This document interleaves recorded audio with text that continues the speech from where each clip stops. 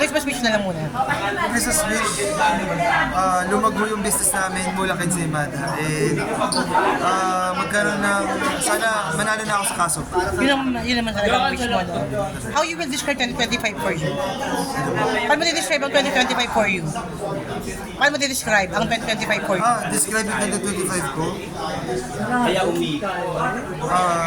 Parang siyang roller coaster kasi ang bilis na ng 2025 and yun, nakatalon ako sa Macau Tower, so very extreme. Sana skydiving naman. Tsaka marami pang super predaan na pinalagpasan mo. Yes po. Paano ba? Maraming pinagdaanan pero nalagpasan. Ibig sabihin, maraming challenges, maraming nangyari, pero still, okay ka pa, matatag ka pa rin ngayon. Matatag pa rin kasi nandito yung buong family ko. Nakasupport yung papa ko, yung mommy ko sa States. Lahat sila nakasupport lang sa akin. So, lagi akong masaya. Masaya ka ngayon. Right, your cousin, si Andres is doing great now with National. Anong feeling mo lang na magaling tatakbo ng career ni Natasha? Anong feeling mo na magaling tatakbo ni Andres, ng career ni Andres sa Natasha ngayon? Kay Andres, si Andres kasi no doubt, bata pa lang, ito aga na talaga eh. Nasa kanya na talaga lahat.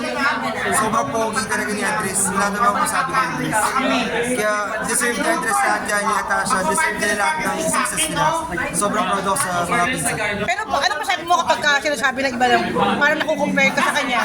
What is your reaction on that? Wala naman nagko-compare kahit mabasa ko sa social media, wala naman talaga nagko-compare. Tsaka hindi talaga kami comparable. Hindi ako mas gwapo sa akin si Andres.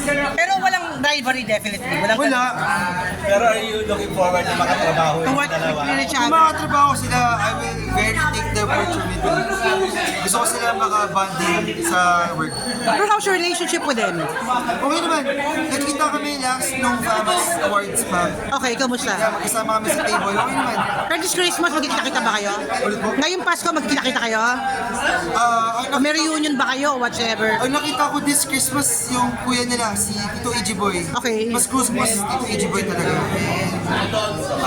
Ang layo rin kasi ng bahay namin sa isa't isa. Oo, correct.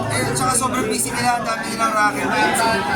Ang hirap magkita. Kahit kami ni Papa, dami rin namin ginagawa. So wala talagang time to see each other. Tutuwa ka rin sa success nilang Oo naman, definitely.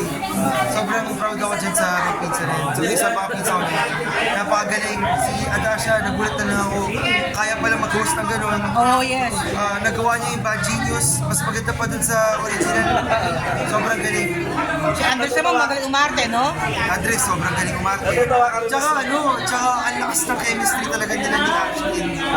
Sobrang lakas.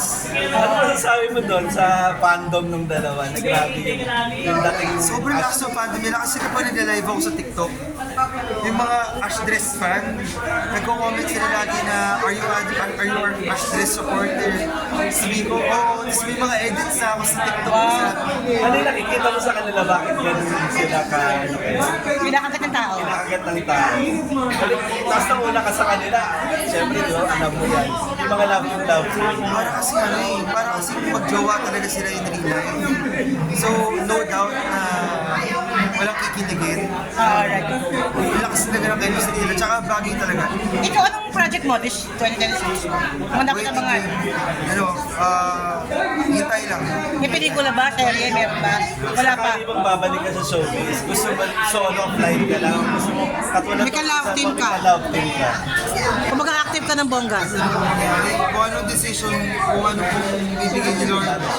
Totoo yun. Pero sabi mo action, gusto mo Pero gusto ko mag-action. talaga action. Bakit action?